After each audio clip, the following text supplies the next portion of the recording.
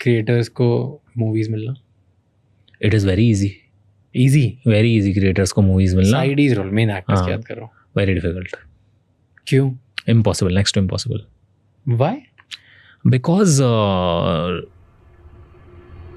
lot of people are insecure of us.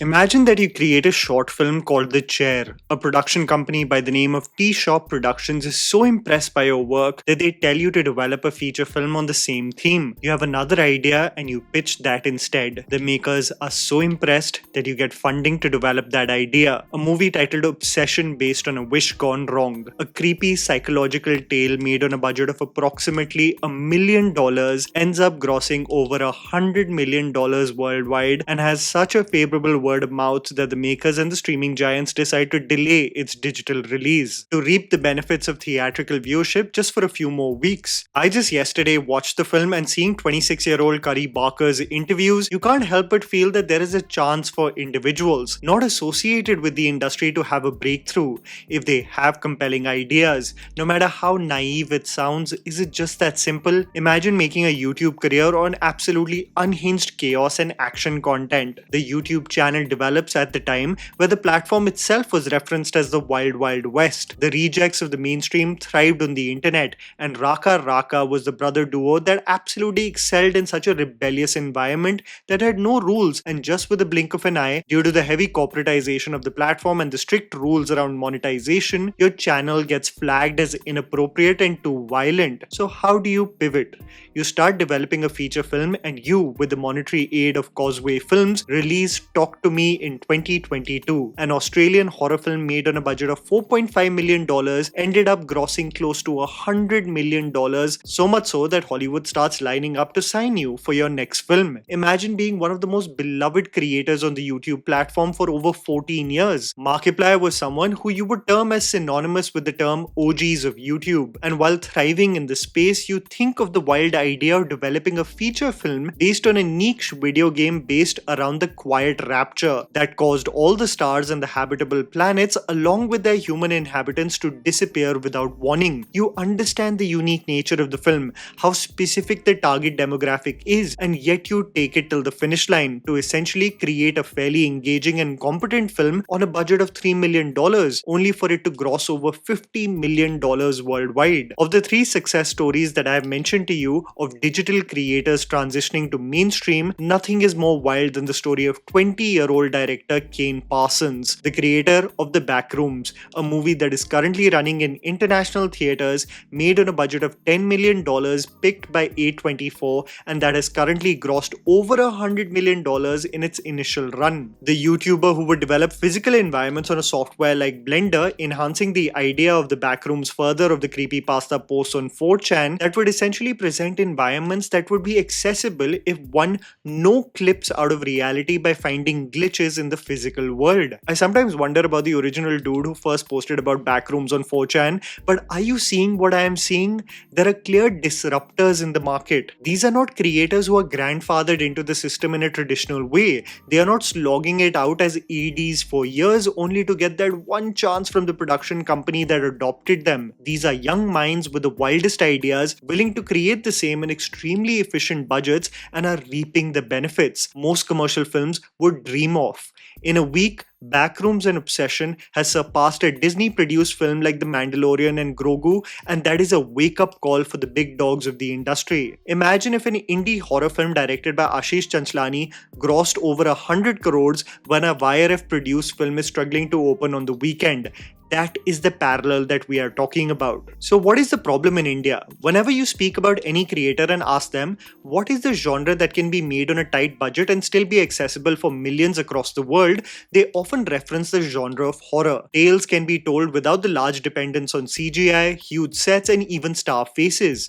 What's also a huge misconception with mainstream production companies in India is that this country only finds it palatable when the horror genre has the soft landing of comedy. I am telling you, I have been avidly watching horror movies in Indian cinemas for over 2 decades, and people tune in for everything that releases. I would actually like to state that at this stage of the industry, the audience is actually getting tired of this balancing act, and what it craves for is genuinely compelling tales of horror rooted in stories from the mainland. So why is it that whenever we do think about the horror genre, we can't think beyond the Maddox horror universe or the Priyadarshan style of films? Why is it that when something serious is being made, it's Vikram Bhatt making some CGI slop with me in the lead? This is primarily because Hindi cinema shifts wherever the dollar does, and when a film like Stree does exceptional numbers that it did on a very small budget, the course taken is not to create more horror stories, but it is to milk the popularity of that title and its characters as much as possible until the audience themselves is tired. I often think about the movies I grew up watching. There was a clear distinction of the commercial star-led movies and the indie space. The likes of Dharma Productions and YRF would still entertain the audience with their star-led films, but there was a thriving indie space that consistently produced horror films too. I think about RGV's prime, and most people mention Satya, Company and Sarkar, but this was a man who was extremely adept in making horror films. Movies like Kaun and Bhoot have aged brilliantly, and both films are the prime example of efficient filmmaking where a high concept can be presented within the confines of an apartment or a house, and the drama within that physical space is where you creatively invest. These stories built on the drama, dependent on extremely capable actors, and we got absolute gems. RGV's own produced Vastu Shastra is still one of the films that deeply disturbed me. A brilliant example of developing an atmosphere that sent chills down my spine. But since the early 2000s and the rise of horror comedies and the horror sex tales, the genre seems to almost be abandoned in mainstream cinema, with exceptions like Parit, Tumbad, Bulbul, Chori and Baramulla of course existing, but not getting produced at the same consistency as one would like. What is the reason why I mentioned the influencers in my thumbnail? The reason why I mentioned them is because their role in the Hindi cinema space today is of assimilation rather than being disruptors. And I think if there is a revolution to be brought about in Hindi cinema, these individual creators with influence need to be disruptors. You have to realize that influencers are essentially directors and writers themselves. No matter how much you dunk on the medium, they are through the means of skits essentially producing, directing, writing and acting in their own creations. What happens when you garner success through consistency in such a space is that the subscriber base gets used to your personality, your mannerisms, your inside jokes, and they look forward to the same on a weekly basis. This works within the confines of the space that you have developed. So when these same creators transition to the mainstream, the assumption that audiences will come swarming into theaters to see them is delusional. This is the dated perception of mainstream Hindi cinema, not the creators themselves. See, a Carrie Menati is more than happy to appear in Runway 34 for a cameo. He isn't losing anything. A Prajakta Kohli being offered a Dharma movie as Varun Dhawan's sister, or Harsh Beniwal being cast as Tiger's best friend in Student of the Year 2 is a win for them. But the assumption of the production companies is that the very presence of these influencers will lead to more traffic to their titles, and it just doesn't work that way. The mainstream theatre going audience largely depends on a compelling trailer and a favorable word of mouth to celebrate a film, but most importantly, it can sniff BS when an influencer has been cast just for his popularity or when he or she is appropriate for the role. This is why movies like Avesham or Vada 2 work so well in the Malayalam space. It's because while the cast features popular social media influencers, they fit the worlds created. The production company not entirely relying on their popularity to attract audiences. So why are Indian digital creators not creating waves within the Hindi movie space, and if they are, why is it restricted to a particular vacuum? The problem that I believe a lot of the creators are dealing with is the expectations of the audience that they built and the adamant nature in wanting to be stars of their own creations. See, I love a creator like Bhuvan, who is essentially the writer, director and star of a show like Dindora. The reason for the success of a show like that is because Bhuvan extends the premise to a series-like format with the most lovable characters that he himself made popular on his YouTube channel for over a decade. The beats of comedy, the characters, the personality traits are something where the audience are in on the joke. So when it releases digitally, not only does the loyal fan base celebrate it, but there is a pride associated with seeing their favorite creator do something beyond beyond the confines of YouTube. The moment everyone doubted Bhuvan that he may be trapped due to his own creations, he made a show like Taza Khabar, a fairly competent series far removed from what his subscriber base was used to, and he was clocking in numbers that most shows on a streaming platform would dream of. And while I wish Bhuvan nothing but the best as a talent, this same transfer of energy is most probably not bound to happen when he stars as a lead in a Dharma movie that releases in theaters, because the audience that celebrates stories online are not entirely the same that buys tickets for the big screen. There is a reason why Kapil Sharma, who hosted one of the most popular shows on television, who clocks millions of views on digital platforms, appears consistently in feature films, having starred in 2 movies that have released within the span of 6 months, Kis Kis Ko Pyar Karun 2 and Dadi Ki Shadi, and no one saw these films in theaters.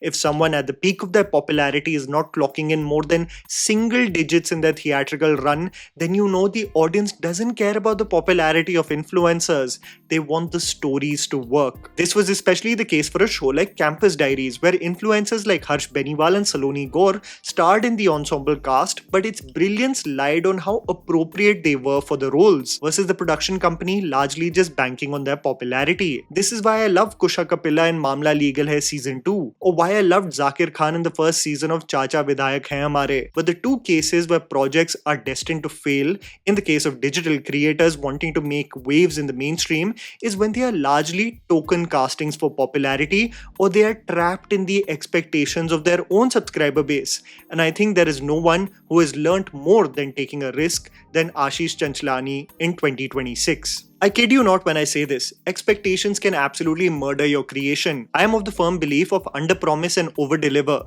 But when Ashish, who took a long break from his schedule of uploading videos on his YouTube channel, decided to really spend time in creating a long-form series that the audience will be proud of, the audience itself created an expectation out of this product. Ashish is not doing something routine, he's doing something wild, audacious, and absolutely impractical. That's how creative minds work. It sounds exciting. And as more time passes of the project getting delayed and one teases it further, the mind creates this unfathomable product in their head, which, well, the eventual story will never match. But beyond the expectations of the audience, Ekaki was Ashish's project that was intended to be his showreel of what he is capable of beyond the YouTube skit world. And while for me personally, there are some great ideas dispersed here and there, especially on what he wanted to be the reason or source for such mysterious events taking place on a carefree getaway with friends, the pitch of comedy, the performances, and the lack of fear I felt in the narrative just made me conclude it was not for me. But Ashish went out on the limb to take the risk, and he was criticized and trolled a lot.